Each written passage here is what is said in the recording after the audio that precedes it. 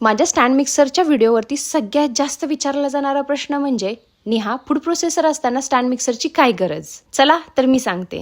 हाय, मी नेहा, स्वागत करते तुमचं कृष्णानी मॉम ह्या चॅनलमध्ये.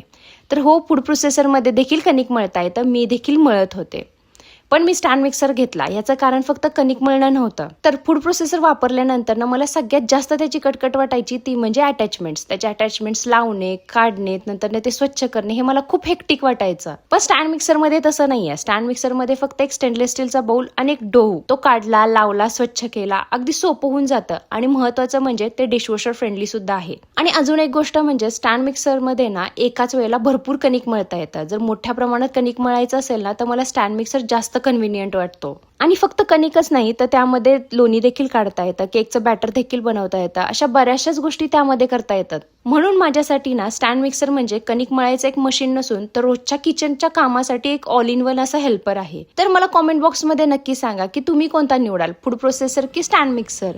आणि हो, माझा कोणता स्टँड मिक्सर आहे आणि त्याचे काय फीचर्स आहेत हे तुम्हाला पाहायला आवडेल का, हे देखील मला कॉमेंटमध्ये नक्की सांगा.